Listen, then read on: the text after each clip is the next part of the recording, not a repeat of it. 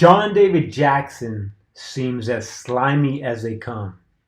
Now, I used to give this guy credit, but now I believe, and it appears to be almost a certainty, that he cashed out against Kovalev and stabbed him in the back.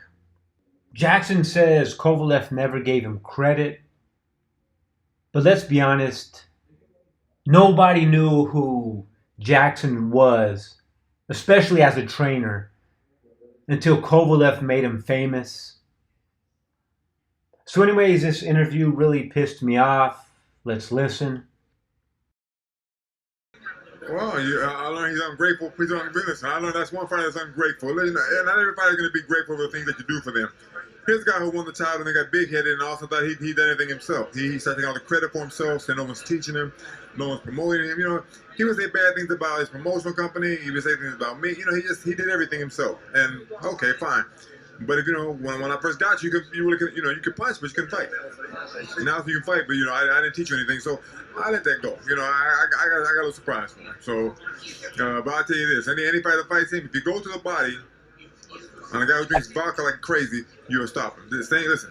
I told Don Turner, our cut man, a week before the fight, I said, if Ward goes to the body, this guy's done. He's done. That's what Ward did. He even talked. Listen, I got something for him. He's been yapping his mouth a lot. I got something for him. Honestly, I could care less what he does at this point. With the state of boxing and with 4 belts out there, he can listen. And he's gonna fight this kid Shabransky for the BO title. He could be champion again. But listen, until he beats Ward, listen, I can't blame Ward for leaving. Ward was smart. Until you beat the man who beat you, you can't really truly call yourself champion. Now you go around and say I'm champion. Guess what? There's somebody that beat you. First time, it was questionable. Second time, you quit, and he stopped you. So, you can't really say much until you beat Ward. You can't call yourself champion. I don't care who you beat for the title. The man that beat you is still out there. Who you call yourself? I'm champ. Man, get the hell out of here. You ain't champ. Champ retired. Now, to me, in my opinion, he was working for Roc Nation all along, at least during the rematch. Now, the slimy snake says he has a surprise for Kovalev. Well, we'll have to see what that is, I guess, later. He didn't really want to elaborate on that.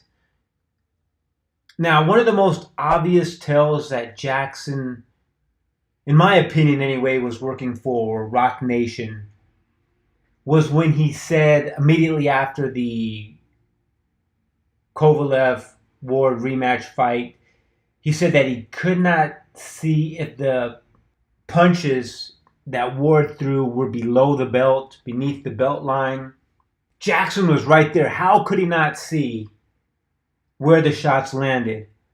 I mean, I find it very strange and coincidental that Tony Weeks and John David Jackson, who were right there. Tony Weeks was like a foot away, and Jackson was working Kovalev's corner, yet neither of these guys could see the low blows. I didn't get a bigger angle about the last 2 shots. They look low. I don't feel low now. I really can say, from my angle, it was referees that I can see. From my angle, it was referees that I can see. Hit a couple things get away from him. I'm a smart fighter, and he won. You got to dig down sometimes if you want to keep those guts. And you got to really prove it. Listen, Andre's a good fighter. He out hustles Sergey. The blows are probably questionable. But you can't argue. So, I would agree with it, but if Sergey wasn't fighting back, what was he going to do? And he wasn't really defending himself. I say, he was hurt. Where was it law or was it legal? I say he was hurt. Like I said, right now we can't say a lot. But one day I'll explain it.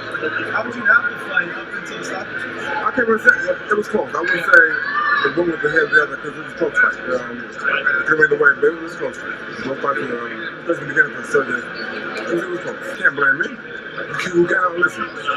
When you lose a fight, the first person you get to look in the mirror is at yourself. Then you look at what else I want. But first and foremost, you gotta look at yourself and what happened. And another very disrespectful unbelievable thing was that Jackson called Kovalev a quitter. You quit. I mean, that just shows the type of dirtbag that he is. But I guess once, again, this is in my opinion, once you take Roc Nation's money, I'm sure there's some kind of agreement that you'll never speak on it. But again, this is just my opinion. And he, in my opinion, took Roc Nation's money, so he has to keep consistent with his story. Anyways, that's just my take on it. When I heard this interview, I brought back bad memories, man. That fight was disgusting. Anyways, we can only hope that Kovalev runs into John David Jackson in some dark alley sometime. Anyways, you guys take care. Have a great day. Sport. We have a rule. We have a rules. Word, all fight, punch it, low blow, all fight. I don't know why referee stopped this fight. I don't know. It looked like Sergey was pretty hurt. He need stop this fight and say word. Hey, stop, punch, low blow. He don't get any points deducted. He don't get, he ducks below the waist. That's illegal. He holds. That's illegal. He uses his head. That's also illegal. But he don't get any points deducted. He don't get disqualified. So I don't class that kind of fighting style as a pound for pound.